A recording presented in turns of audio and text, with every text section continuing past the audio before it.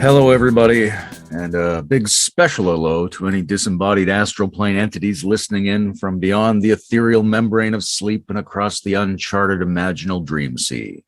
I'm Layman Pascal on behalf of myself, Bruce Alderman, and all the maladjusted, integrally adjacent metaliminal communities out front so you don't have to be. Today, we're deepening our series on the dreaming arts with integrative psychologist, spiritual practitioner, musician, and descendant of Charlotte Small Thompson. It's Dr. Willow Pearson. Hi, Willow. Hello, Layman.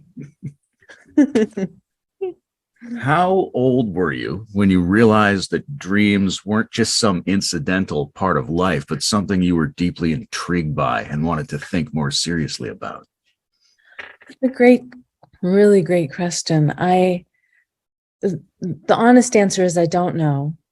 And the other aspect of an answer to that is I've never not been engaged in dream life in some way, shape, or form. I always think that my first two languages are dreaming and singing.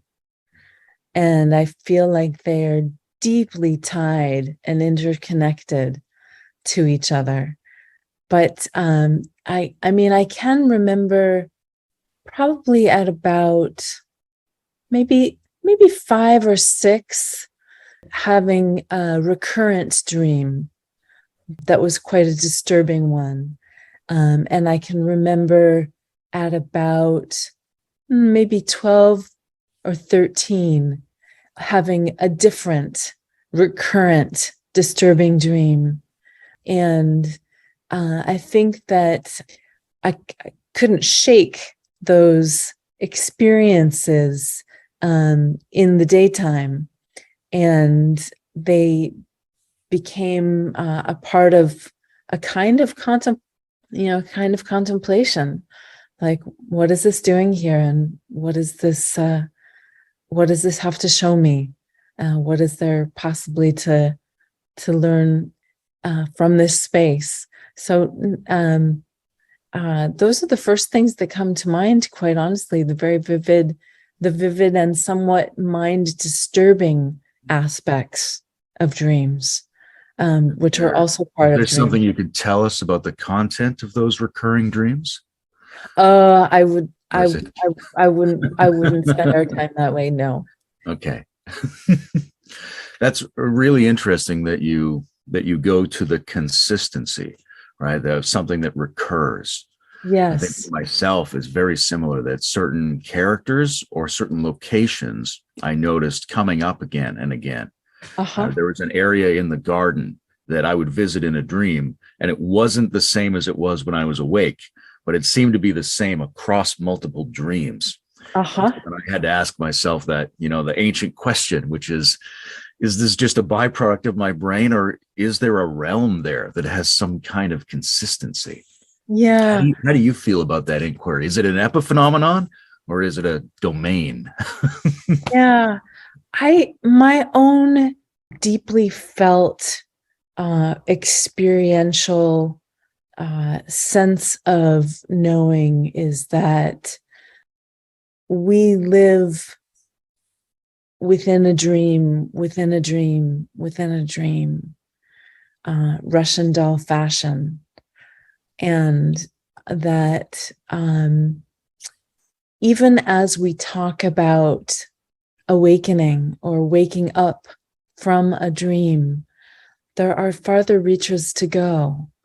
From my own experience of working with dreams and thinking about dreams throughout the day and night as a continuous unfolding of dream phenomena and experience, there's a sense that we are always dreaming, that we are always within a dream, and that there may be awakenings for sure, and yet there are constant realms of enfolded lulling into another dreamscape as well. And I'm curious, so much about the discussion of deep dreamless sleep as a kind of, you could think of it as a fundamental or a foundation or a holding environment, a river that dreams are carried along. And even there, I wonder, is there a kind of dreamscape in that place? And one of the things that I find myself most curious about in the nether reaches of wonderment is there a place, and this question is really a timeless question asked many ways, but the way that I think of it is there a place in consciousness where all dream activity is registered, where all dream activity has a place in awareness, which is another way of asking, is there a kind of omniscient capacity in the universes at large, which is curious to think about for so many reasons, and maybe we can just leave it right there for this purpose. But I do think about it in terms of the way I bring that back home in a very immediate sense is even the smallest snippet of a dream can carry so much interesting information from an affective disposition, from a cognitive disposition, from a relational disposition. And I think that if we were to imagine, let's say, that all dream activity registered in some awareness field, would it not be meaningful to explore even the smallest snippet of a dream that might feel like a hazy fragment from a crazy sleep night, as we mostly think about dreams during the night? And at the same time, would it be interesting to imagine this moment, that we're having now as a dream within a dream? And one of my principal meditation teachers, Khenpo Tsultrim Gyaltsen Rinpoche, has been very fond of singing and saying and oft repeating, like a dream when you know you're dreaming, as a kind of pointing out instruction. And I'm sure that has many different resonances for many different people, but it's one that's really landed and come straight into my heart in terms of how I hold that phraseology and the communication of it as a kind of transmission of this realm being like a dream when you know you're dreaming. Wow, there's a lot of threads there. Indeed. The sense that it's not so much the question, what is dreams, but which kind of dream is this? Yes, which I think is a great shift to play with. And I think of some of the great dream artists of recent times and current times, like James Grotstein, who sadly passed away in 2015, who I had the privilege of mentoring with. And he wrote a book called Who is the Dreamer Who Dreams the Dream? And I just love his title. It's like a psychoanalytic koan of sorts. And I think of the work of Stephen Eisenstadt at Pacifica, and think about his relationship to the living world as living dream, and what it means from these very different authors and very different thinkers and theoreticians and practitioners to help us work towards dreaming throughout the day and night. There's a there's an interesting sense that I get in the way you talk about it relative to the basic states, right? There's a long discourse around waking, dreaming, and sleeping as these fundamental human conditions. And they're very often thought of in sort of silos separately from each other. Right. But it does seem like in order for there to be reality, that they're always entwined to some degree, that you never find Absolutely. waking without the dreamless and the dream, and you never find deep sleep without some subtle residue of dream mixed in. That's so beautifully rendered. I really appreciate you saying that. I feel like that really mirrors a dimension of how I hold that too. And I think of it as the co-emergence of waking, dreaming, sleeping, or we could say the co-emergence of gross, subtle, causal, or Nirmanakaya, Sambhogakaya, Dharmakaya as inseparable, and that it's only our mental conditioning and apparatus and needs to differentiate in order to appreciate a whole that goes through these exercises of making these really meaningful and helpful distinctions in order to put them back together again. The sense of another awareness that registers all of the dreams, right? And then there's different ways we could get, could be an awareness here, or it could be an awareness there. It's intriguing to me because very often when I dream, I feel like in the dream, I have more access to my other dreams than I do when I'm awake. Right? I'm like, oh, right, I've had this dream before. And when I come into waking, so-called, I can't remember the dreams, but I remember this flavor that I just could remember the dream in that other phase. And so one of my questions is, is it the same self? I very casually say my dreams, but is that me? Is that another personality? It seems to have access to different memories and know other things about my dreaming landscape that I don't know. Are Yeah, the waker and the dreamer the same person? right. It's a great question. I love the question. The thing that comes to mind to me is one of my dear friends and wonderful colleagues. His name is Dr. Robin Begay, and he's a psychologist practicing in Portland, Oregon. He just is about to come out with a book in October called Oblivion, Wisdom, Madness, and Music. And it's commentaries on the work of psychoanalyst Michael Eigen. And Robin says, essentially, how, and I'm paraphrasing, but how wonderful that we have two minds.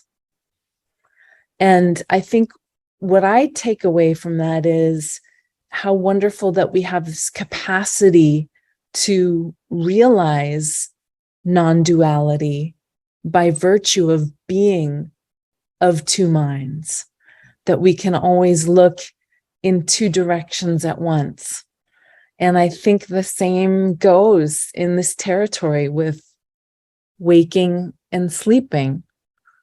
That and you could say in the same breath, and I will, because I think it's worth doing, is you could say the same for consciousness and the unconscious. So much of our psychospiritual enterprise is about consciousness with a capital C, waking up and coming into awareness.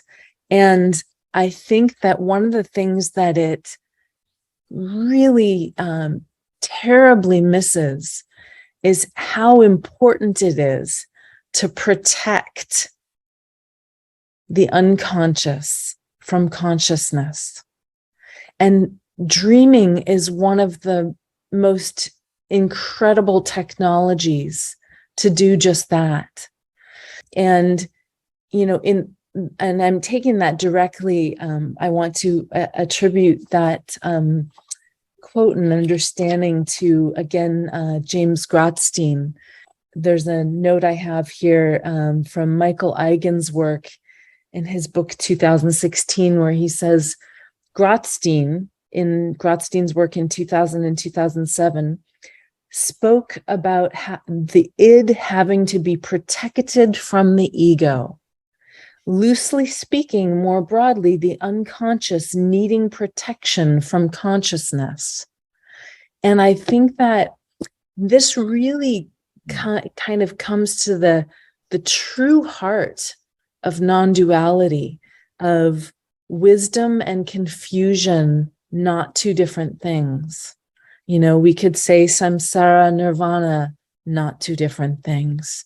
We could think of it in many ways, but I like, and being a psychologist and not a Dharma teacher, you know, my own kind of portal into this work is thinking about the importance of holding the unconscious and consciousness as trying to find a method for non-dual realization between those two things. And I think that sleeping and waking is one way into that, and dreaming is a fantastic portal into that.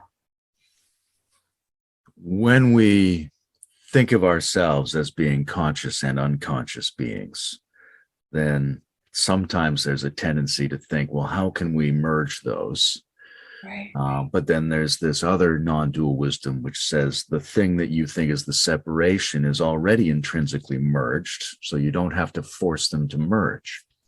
So this idea about protecting the unconscious and maybe giving it a sacred space is fascinating. Yeah. And it leads me to want to ask how you relate to practices where consciousness is invited to intervene, whether it's lucid dreaming or whether people try to set their dreams up to show them something or reveal something. You know, when is that useful, and when is that an unnecessary intervention in a complex system that needs protection from conscious schemes? Sure. Well, you know, my own path is, I'm very interested in what Andrew Holacek calls lucid living.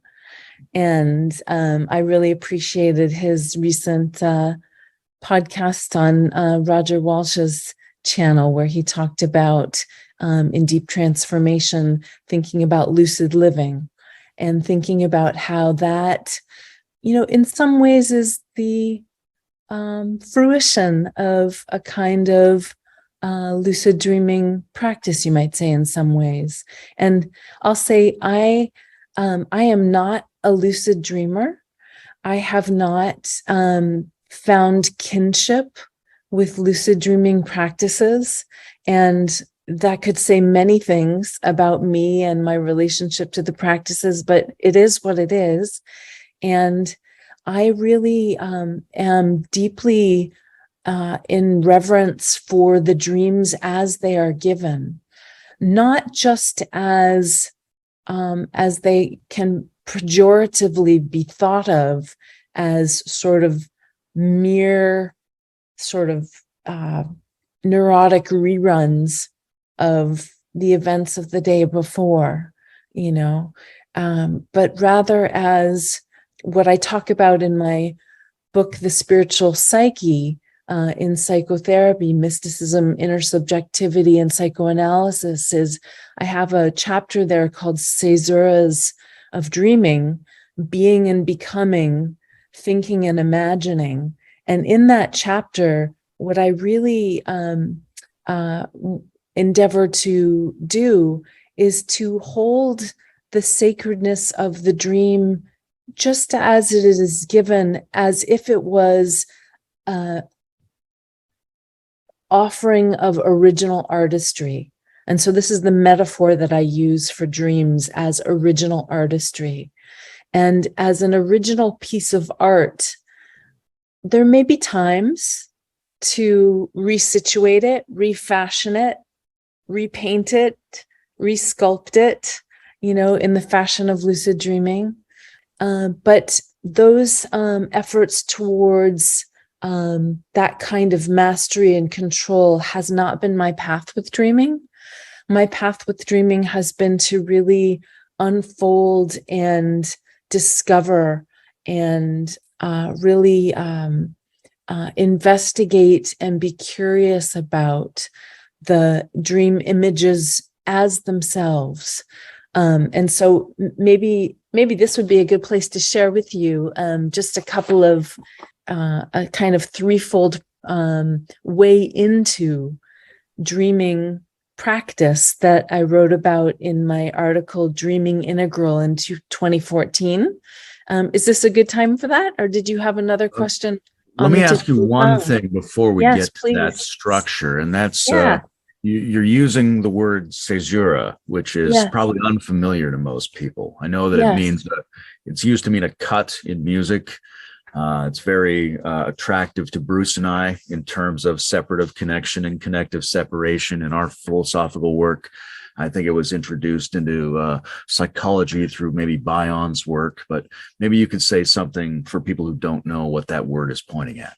Absolutely. So in music, caesura actually means a pause in a line of music. And in that sense, it's neither audible nor inaudible. It's something that isn't denoted with the notation structure. It's just seen as a pause, a resting place. And in its psychoanalytic context, it's really seen as a permeable membrane that links and separates at the same time. So it links and separates in this, and I liken it in my recent article that is going to come out in the Jung journal, Culture and Psyche, I believe in November. The title of the article is Integral Relational Practice of Dreaming the Cesura.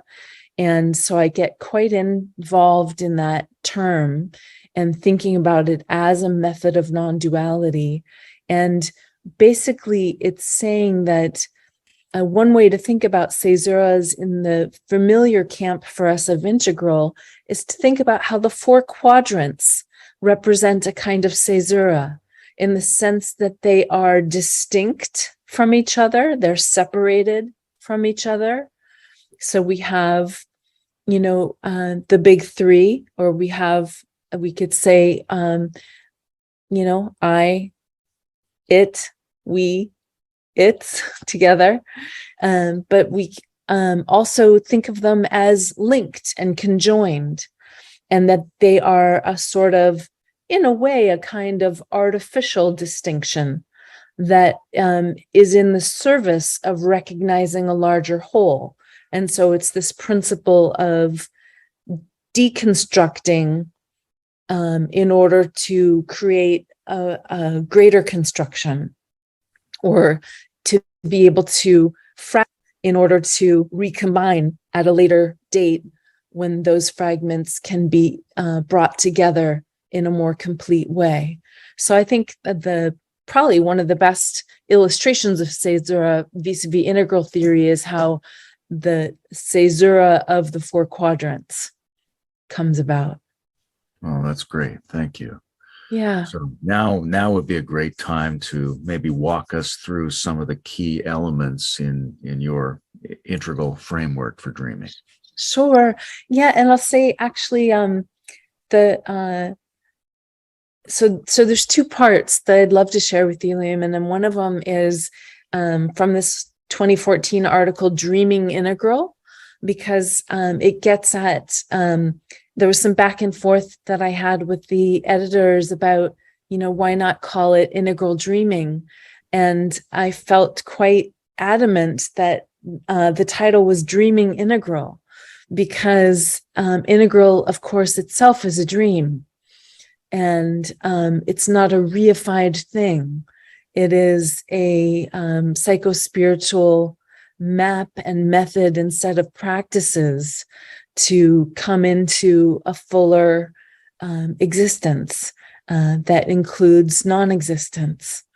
And I think that I wanted to title this piece Dreaming Integral to have that remembrance and that consistent pointing out instruction that all of us are exposed to along the path of, regard all dharmas as dreams, including this one, which I think is one of Ken Wilber's favorite mantras that is so apropos and so terribly helpful.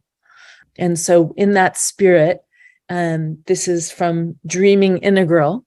And I really came down to 3 injunctions in working with dreams.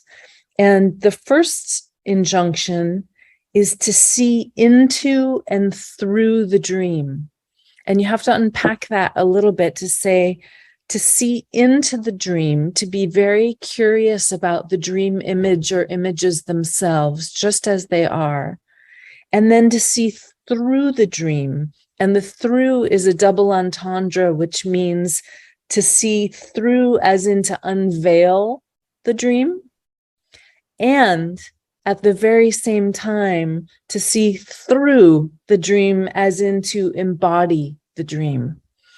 And so I was really curious in your conversation with Bruce, when you talked about, you sort of mapped out all the different ways of being with dreams and talking about, well, is it to sort of unpack the dream, or is it to sort of, embody the dream as it is, either or? And what I'm saying in this instruction is yes, and they're both important. And I think that that's a hallmark of any integral approach to dreaming, is that we're both interested in being with in a deep way, as well as seeing through, i.e., a kind of interpretation or deconstruction, as well as returning to a kind of embodied presence with the dream.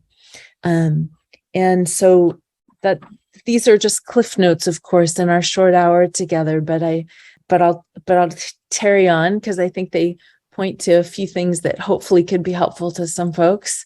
The next injunction is sing the dream that wakes you up. So at the end of the day, we've got this incredible 8-zone, space to play in of samsara, nirvana, inseparable. And we can distill it into 4 quadrants, and we can play with all kinds of lines, and we can play with stages and states and types, and be able to consider a dream from all of those wonderful vantage points that integral vocabulary lends our curious minds to look into and walk about. But at the end of the day, what I'm really striving for here is the ontological epiphany of the dream. So sing the dream that wakes you up. What is it that is most vitalizing, most alive, most compelling, most follows you around day and night, like the puppy you never had, and just wants your attention, wants you to know about it. And when I say sing the dream that wakes you up, in some cases, I mean that quite literally. Like there are ways to play with singing fragments of dreams that can help bring it alive in a kind of bliss emptiness kind of way. But I mean that in the sense of singing or playing, with the dream that wakes you up, to be able to play with it, to be able to not try to pick it apart. You're not trying to dissect it. You're trying to be a playmate with it and trying to learn something about it. And then that sounds very fun and positive, but I'm assuming a lot of people, the thing that hangs around with them all day from the dream is not like a puppy, but like some horrible, disfigured hound or something like that. Right, a lot of people seem to wake up with trailing some very murky, problematic feeling they'd much rather put down Yeah, stay with. absolutely. Absolutely. I've been writing a piece called Welcoming Dreams for a chapter for a book for Routledge, where I contrast two very disturbing dreams with a very ecstatic dream and talk about the importance of welcoming all of them, not just the ones that we would prefer, but also the ones that we would choose to relegate to the unconscious and not look at. And so I think there's always a portion of the dream that can, I almost want to say, strengthen something in you when it feels like it touches a fearful, broken, disheartening place. And I think Stephen Eisenstadt's book on dream tending and his audio series on dream tending are wonderful tools for working with nightmares. He has a couple of chapters on working with nightmares in particular. And he has a few methods that for people who struggle with recurring nightmares can be particularly helpful. I won't go into that at this point in time, but other than to reference it as a tool. Perfect. And was there a third injunction in your series? Yeah, the very last one is just to rest in and as the dream. So this sense again of kind of back to where we started with the Russian doll dreamscape that we live in, perhaps, that you can rest in the dream as the dream. And I think of, Freud gave us the idea of the dream navel, and this idea that you can go endlessly far with dream interpretation, but there's a certain point at which you stop, you relax, you rest.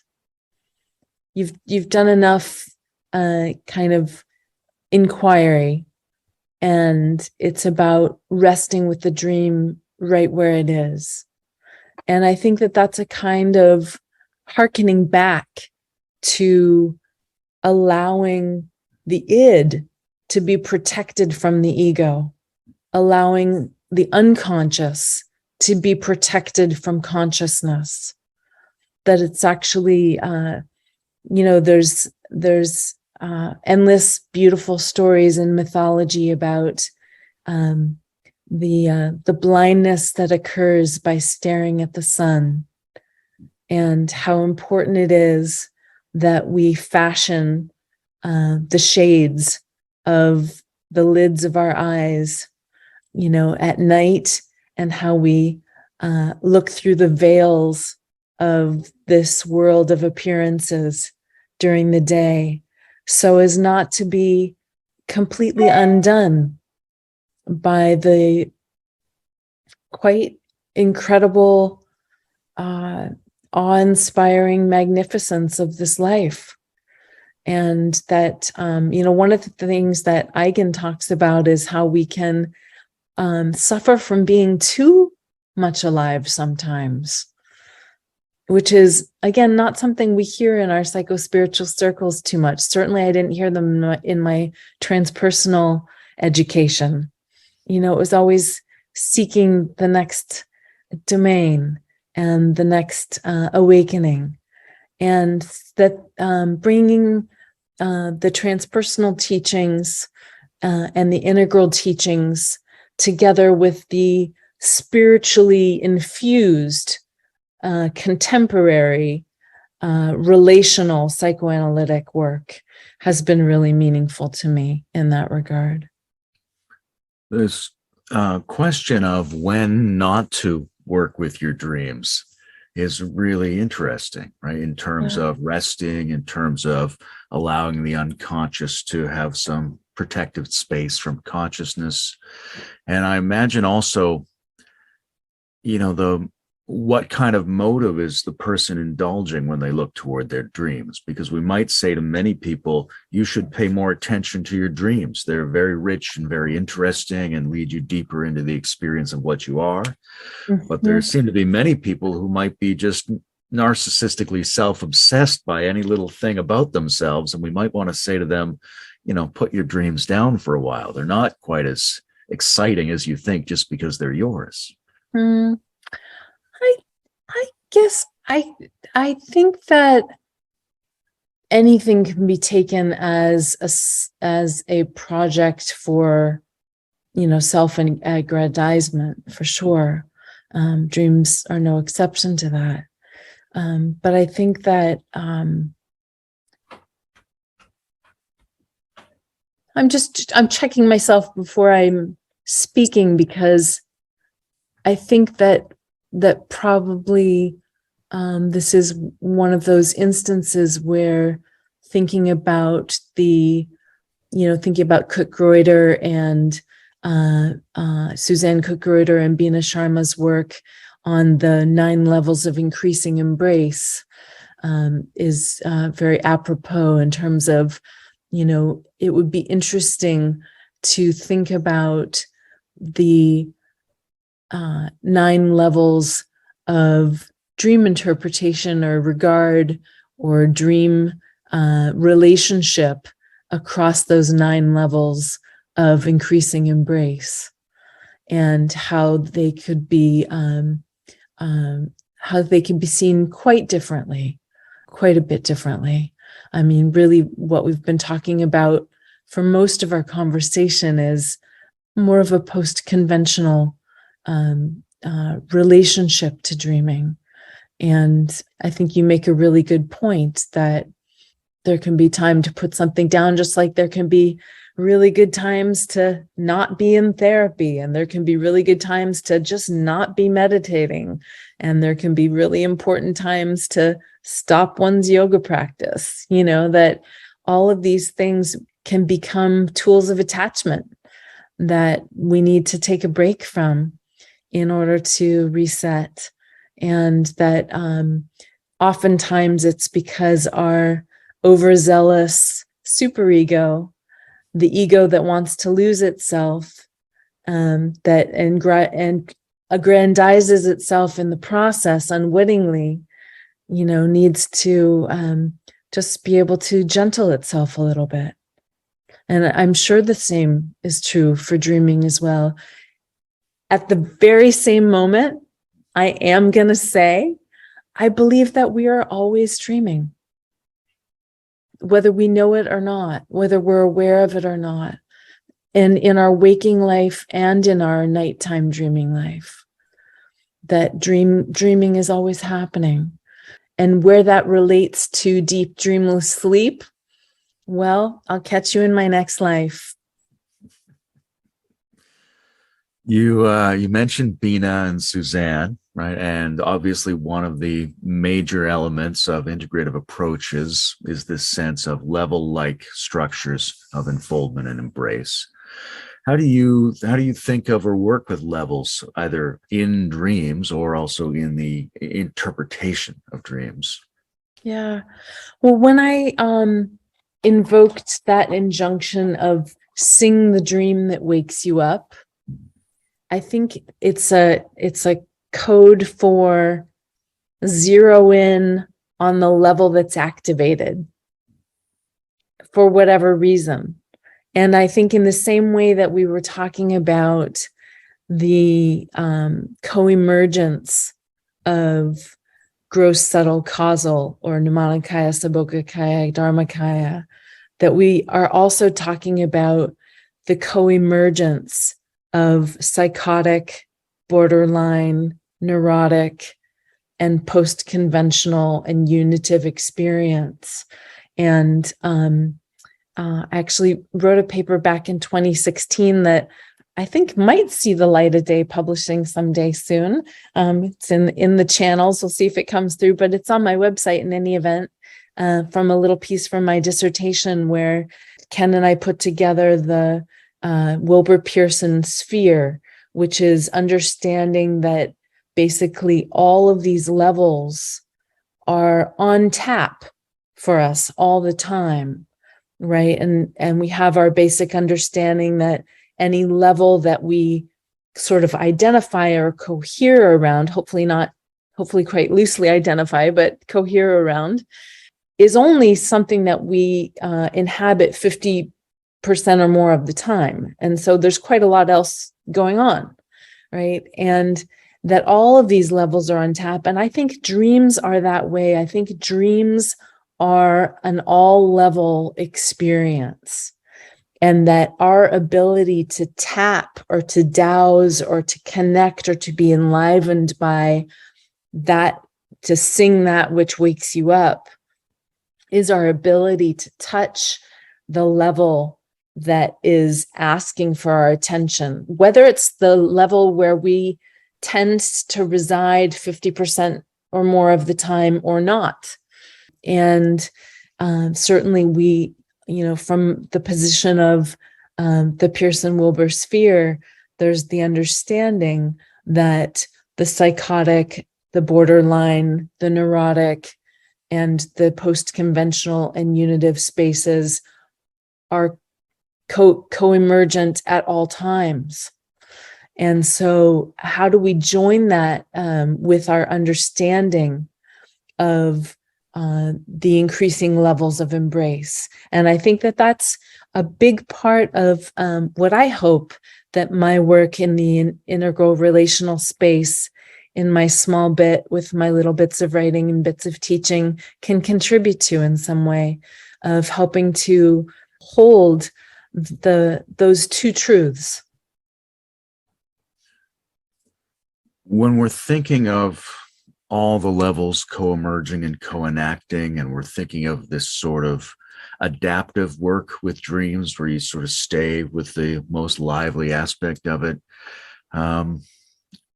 why isn't it enough to just do that work? What do we get from also having a map of levels? Is that significant to the process, or could we do without it?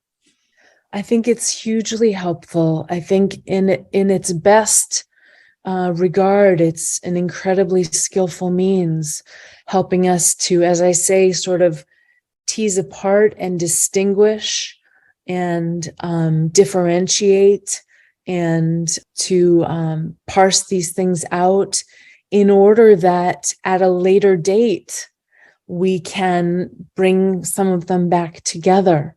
And so I think, like Bina Sharma's injunction that at the you could say the height or culmination of her model of vertical development is one of no boundaries, and that it is one of being able to really engage folks wherever they are. And it is by virtue of deep study in the levels as distinct, distinguishable, and shining in their own place that we can see the kaleidoscope in a more brilliant way. So I think that there's, I know that Zach Stein, for example, has written in the 2010 book on integral theory and action about how integral work is operating for different folks at different levels. And that's necessary with any educational instrument. And that's not a cause for despair, that's a cause for celebration. And I think as long as we keep going. Beautiful. What do the words host, guest, and visit mean for you? Thank you for the question. So let me just actually grab a note from my paper for the Young Journal, because what I wrote at the end is the background presence, which is a nod to Eigen's work in 2009, or host, which I speak about in my article in 2014, composing this practice being the integral relational practice of dreaming the Cesura, which we haven't really had time for today, but maybe another time, appears variously as Bion's O. So this is the psychoanalytic lineage of Wilfred Bion as brought forward and advanced by Michael Eigen and James Grotstein, who have been my two primary mentors in that tradition. Or emotional truth is another way of translating O. And the idea is that O is unknowable, ever unknowable, and yet leading us on. Integral psychology's antecedent self is also the host, or the II, as we come to best understand that through our study of that small phrase. And Vajrayana Buddhism's appearance emptiness, which you can also carry forward as Dharma teachers can teach students about the relationships between appearance emptiness, luminosity, clarity emptiness, and their interpenetrating and yet differentiated spaces as well, that could, in a word, come back to how Ken often refers to suchness as being the ground. So the So host all is of the those. fundamental quality of opening that makes things available. Thank you. And these are just names that point to specific lineages that have helped us understand that open space and how to keep going in that open space. So I would say that's the host, ultimately, the host, and that the guest is the dream images themselves, the dream images in all of their varieties and all of their extraordinary display, horrific and beatific alike, no difference. This is about all dreams, the nightmares as well as the ecstatic dreams, that they are all original artistry trying to teach us about something, and that it's the breakdown in dreaming that is what Grotstein called pathology, that he really said it was our inability to dream, which is the root of all pathology, which is quite a radical statement if you really think about it. And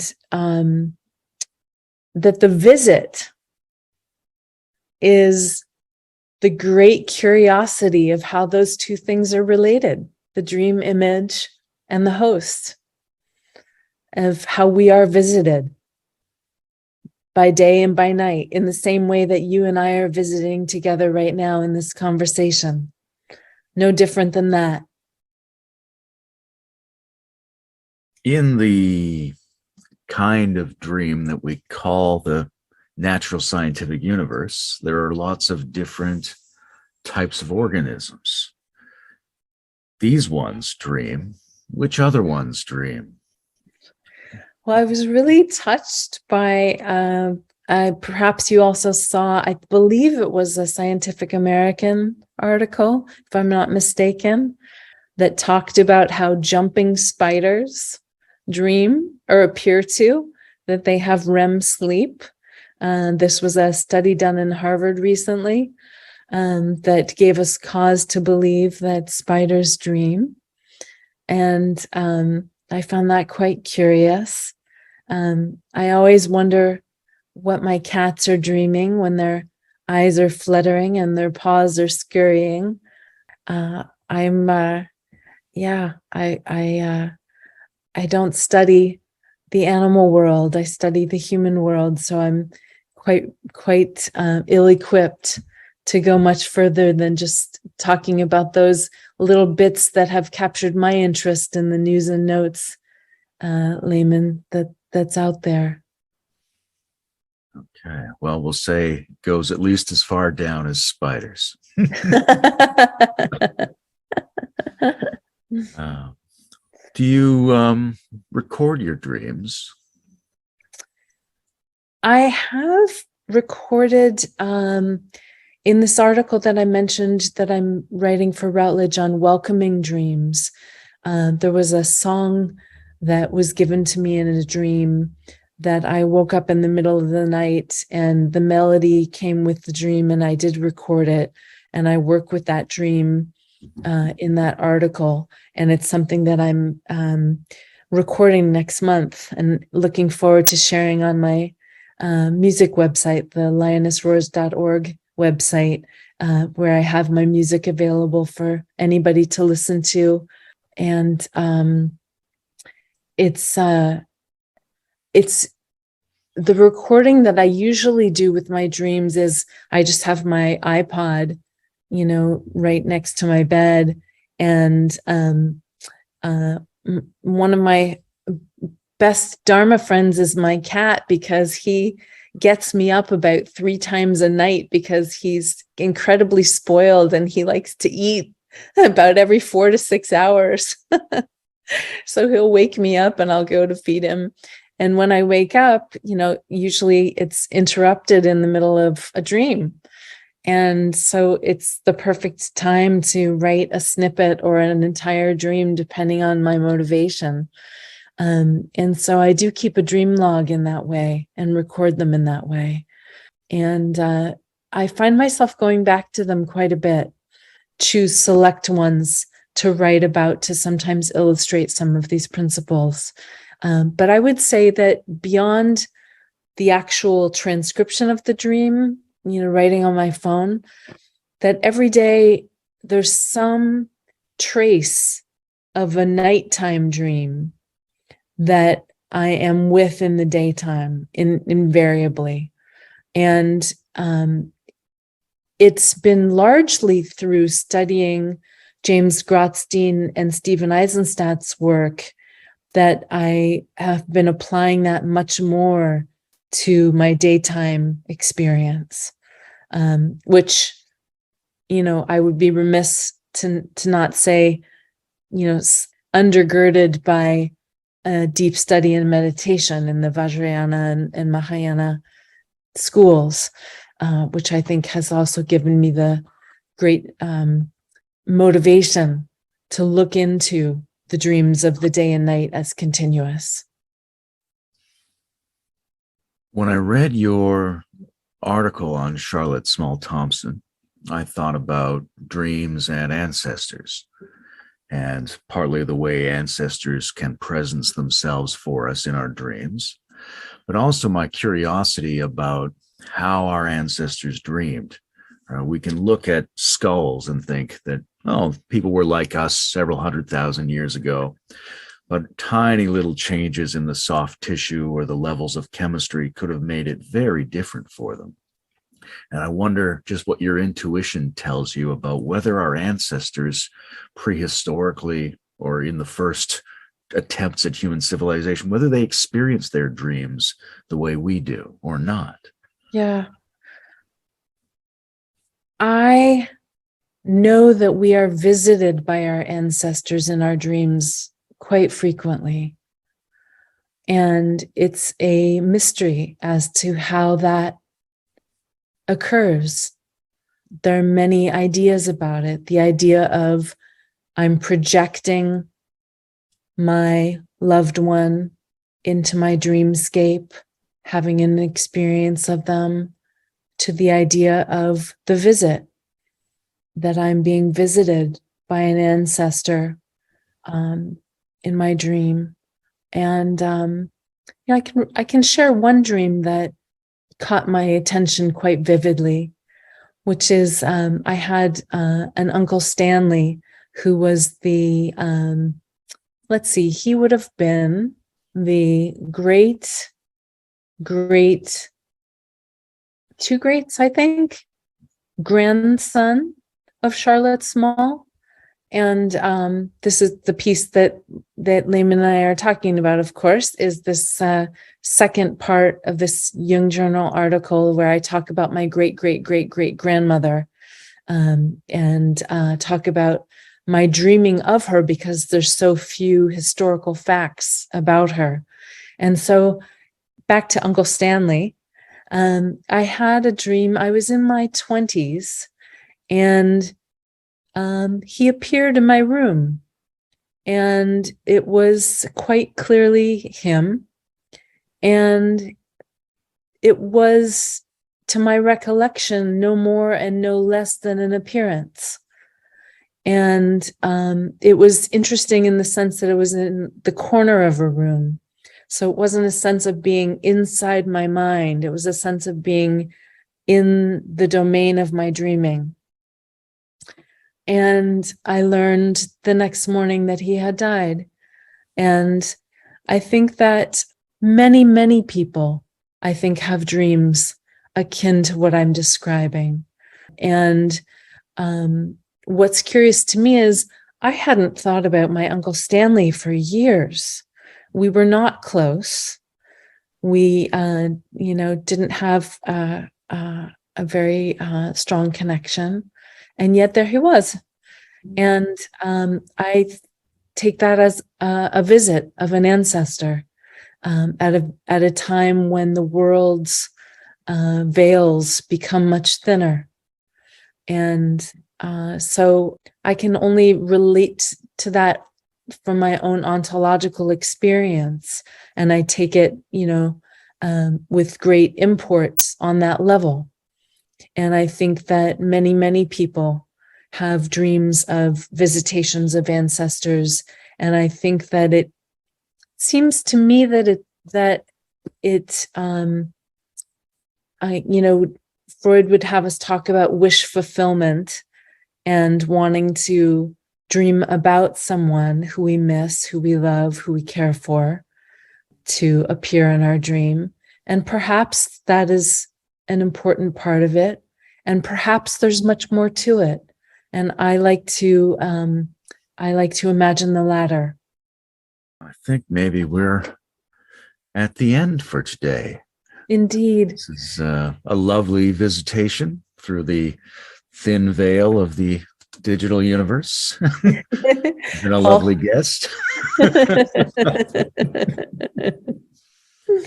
Thank you so much for reaching out from Thunder Bay to here in Oakland, Emeryville. I'm so glad that we had a chance to talk, Layman. It's been really fun to be able to talk about this work that is so meaningful to me, and I know that is so meaningful to so many. Thanks very much, Willow. Thanks, Layman. Take care.